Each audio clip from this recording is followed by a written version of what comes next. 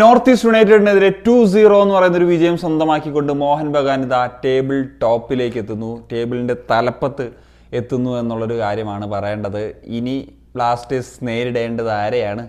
Yes, അതേ മോഹൻ ബഗാനെ തന്നെയാണ്. So അതും മോഹൻ ബഗാൻ്റെ ഹോമിൽ പോയി ആണ് കളിക്കേണ്ടത്. എന്നാണെങ്കിലും ഈ ഒരു മത്സരത്തെ പറ്റി പറയുമ്പോഴത്തേക്കും ചില കാര്യങ്ങൾ എടുത്ത് പറയേണ്ടതുണ്ട്. അതായത് എന്താണ് ഒരു ടിപ്പിക്കലായിട്ട് നോർത്ത് ഈസ്റ്റ് യുണൈറ്റഡിന് പല മത്സരങ്ങളിലും തിരിച്ചടിയാകുന്നത്, ആ കാര്യങ്ങളൊക്കെ തന്നെയാണ് ഈ ഒരു മത്സരത്തിലും സംഭവിച്ചിട്ടുള്ളത് എന്നുള്ളതാണ്. ഈ ഒരു മത്സരത്തിലേക്ക് വരുമ്പോഴത്തേക്കും ഒരു പ്രത്യേകിച്ച് ഫസ്റ്റ് ഹാഫ് പറയുമ്പോഴത്തേക്കും ഒരു ഹൈ ഇൻറ്റൻസിറ്റി നമ്മൾ ഈ സീസണിൽ കണ്ടതിൽ വൺ ഓഫ് ദി ഒരു ബെസ്റ്റ് മാച്ച് തന്നെയായിരുന്നു. അതായത് ഒരു ഇൻറ്റൻസിറ്റി വൈസ് നോക്കുകയാണെന്നുണ്ടെങ്കിൽ ഇപ്പം രണ്ട് സൈഡ്സിൻ്റെ ഭാഗത്തു നിന്നും നല്ല അറ്റാക്സും കാര്യങ്ങളൊക്കെ വരുന്നൊരു സാഹചര്യം, ഒരു രണ്ട് സൈഡിലും ഈ പറഞ്ഞ പോലെ ബാക്ക് ടു ബാക്ക് കാര്യങ്ങളൊക്കെ ഹാപ്പനിങ്സ് ഒക്കെ സംഭവിച്ചുകൊണ്ടേയിരുന്നു. പക്ഷേ ഗോളുകൾ വന്നിട്ടുണ്ടായിരുന്നില്ല എന്നുള്ളതാണ് ഏറ്റവും പ്രധാനപ്പെട്ട ഒരു കാര്യം. അതിൽ ഇപ്പം ലിസ്റ്റണിന് കിട്ടിയിട്ടുള്ള 1-2 ചാൻസസ് ഉണ്ടായിരുന്നു, അത് ഏറ്റവും വളരെ ക്രൂഷ്യലായിട്ടുള്ളൊരു കാര്യമാണ്. അതുപോലെ തന്നെ അലാദീൻ്റെ ഒരു ചാൻസ് സെറ്റ് ചെയ്ത് കൊടുത്തതും അല്ലെങ്കിൽ അലാദീൻ്റെ ഒരു ഷോട്ട് വന്നതും അത് ടാർഗറ്റിന് വെളിയിലോട്ടാണ് ഒക്കെ പോയത്.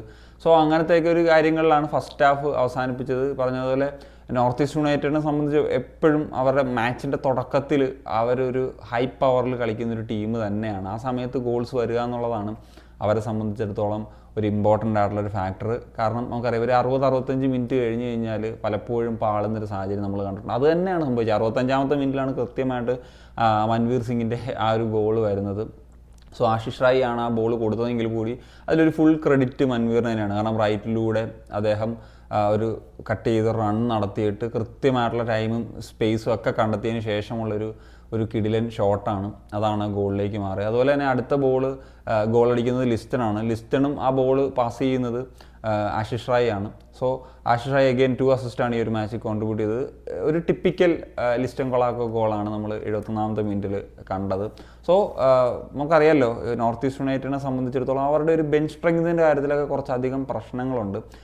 എന്നാൽ ഏറ്റവും വലിയൊരു ബെഞ്ച് സ്ട്രെങ്ത് ഉള്ളൊരു സ്ക്വാഡാണ് മോഹൻ ബഗാൻ. എന്നാൽ അവർക്ക് ആ ഒരു ബെഞ്ച് സ്ട്രെങ്ത് അല്ലെങ്കിൽ ഒരു ബെഞ്ചിൽ നിന്ന് വരുന്ന പ്ലെയേഴ്സിൻ്റെ ഒന്നും ആവശ്യം വന്നില്ല. അതിനു മുമ്പ് തന്നെ അവർ മത്സരം കൈപ്പിടിയിലാക്കി എന്നുള്ളതാണ്. പിന്നെ ഈ ഒരു മത്സരത്തിലേക്ക് വരുമ്പോഴത്തേക്കും നോർത്ത് ഈസ്റ്റ് യുണൈറ്റഡിൻ്റെ 2 വിദേശ താരങ്ങളും അവൈലബിൾ അല്ലായിരുന്നു എന്നുള്ളതാണ്, ബെഞ്ചിൽ പോലും ഇല്ലായിരുന്നു എന്നുള്ളൊരു പ്രശ്നം അവർക്ക് ഉണ്ടായിരുന്നു.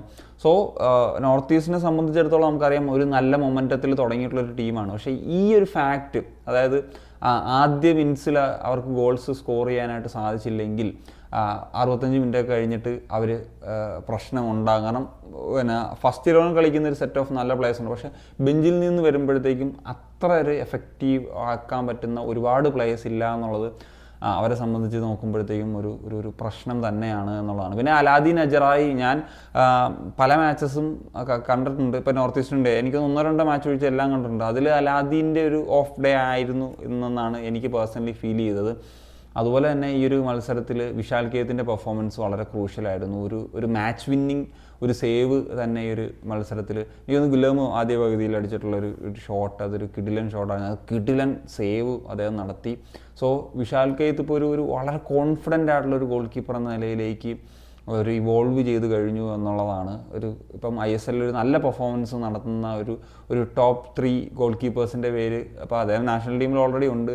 അതിലിപ്പം ഏറ്റവും ഫ്രണ്ടിലേക്കൊക്കെ വരാൻ, ഇപ്പം ടോപ്പ് ഗോൾ കീപ്പർ എന്ന നിലയിലേക്കൊക്കെ വരാനുള്ള സാധ്യത പോലും അദ്ദേഹത്തിൻ്റെ പെർഫോമൻസിൽ നിന്ന് കിട്ടുന്നുണ്ട് എന്നുള്ളതാണ്. അത് അങ്ങനത്തെ ഒരു ഗോൾ കീപ്പേഴ്സൊക്കെ ഉള്ള ടീംസിനാണ്, അല്ലെങ്കിൽ അങ്ങനത്തെ ഒരു ഡിഫൻസീവ് സെറ്റപ്പൊക്കെ ഉള്ള ടീംസിനാണ് എപ്പോഴും ഒരു ചാമ്പ്യൻഷിപ്പ് എയിം ചെയ്യാൻ പറ്റും. അതുകൊണ്ടാണ് അവർ ടോപ്പ് ഓഫ് ദി ടേബിൾ, ഇപ്പം 2ാം സ്ഥാനത്ത് നിൽക്കുന്ന BFC ആണെങ്കിൽ അങ്ങനെയൊക്കെ നിൽക്കുന്നതിൻ്റെ ഒരു കാര്യം. ഇപ്പം നോർത്ത് ഈസ്റ്റിനെ സംബന്ധിച്ച് ഇവർ ഞാൻ പറഞ്ഞല്ലോ ജനുവരിയിൽ എന്തെങ്കിലുമൊക്കെ ആ രീതിയിലൊരു വർക്ക് നടത്തിയില്ലെങ്കിൽ അവർക്ക് ഈ ഒരു പ്രശ്നം മൂലം കാര്യങ്ങൾ നേരിടേണ്ടി വരും. അവരുടെ ഗെയിം വൈസ് ഒക്കെ നോക്കുകയാണെങ്കിൽ നല്ലൊരു ഫ്രീ ഫ്ലോയിങ് ആയിട്ടുള്ള ഫുട്ബോളും കാര്യങ്ങളും ഒക്കെയാണ് കളിക്കുന്നത്. എങ്കിലും ഇതാണ് അവരുടെ ഒരു പ്രശ്നം, അത് നിരന്തരം നമ്മൾ കണ്ടുകൊണ്ടിരിക്കുന്നതാണ്. അതുകൊണ്ടാണ് അത് പറയുകയും ചെയ്തത്. അപ്പോൾ എന്താണ് നിങ്ങളുടെ ഈ ഒരു മത്സരത്തെ പറ്റിയുള്ള ഒപ്പീനിയൻ എന്നുള്ളത് കമ്പോസ് ചെയ്യാൻ പറ്റുമോ? അനീഷൻ സനി.